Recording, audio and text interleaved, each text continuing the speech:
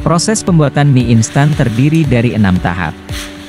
Meskipun setiap tahapan dikerjakan oleh mesin, namun manusia perlu mengawasi kinerja dan mutu setiap kemasan mie yang dihasilkan. Yuk, intip bagaimana mie instan dibuat di pabrik. Dalam proses mixing dilakukan pencampuran semua bahan yang digunakan. Tahap pencampuran ini bertujuan agar tepung dan air tercampur merata. Untuk mendapat adonan yang baik, kadar airnya harus berkisar antara 32 hingga 34%. Roll press adalah mesin produksi yang terdiri dari 3 buah unit, yaitu unit pressing, penggilingan, sliter dan unit wave conveyor. Unit pressing berfungsi membentuk lembaran adonan mie sampai ketebalan tertentu. Unit sliter berfungsi seperti pisau yang akan memotong lembaran mie secara membujur menjadi untayan mie. Unit wave conveyor yang akan membentuk untayan mie menjadi bergelombang keriting. Untayan mie tersebut kemudian masuk ke dalam steam box untuk proses lebih lanjut. Steaming adalah proses pematangan mie dengan teknik steam basah atau disebut pengukusan. Pada proses ini, mie mengalami perubahan fisik, menjadi lebih keras dan kuat.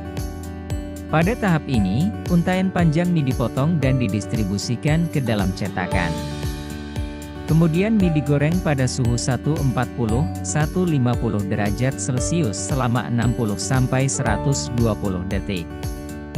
Tahap ini bertujuan agar dehidrasi atau proses pengurangan kadar air mie menjadi sempurna, sekitar 3 hingga 5%. Suhu minyak yang tinggi membuat air menguap dengan cepat dan menghasilkan pori-pori halus di permukaan mie. Mie hasil penggorengan kemudian didinginkan di dalam lorong pendinginan, cooling box, yang dilengkapi kipas. Mie lalu ditiriskan dengan suhu 40 derajat Celcius dengan menggunakan fan yang berputar cepat di atas ban berjalan. Proses tersebut bertujuan agar minyak memadat dan menempel pada mie, serta membuat mie menjadi keras. Pendinginan harus dilakukan dengan sempurna, karena jika uap berkondensasi akan menyebabkan tumbuhnya jamur.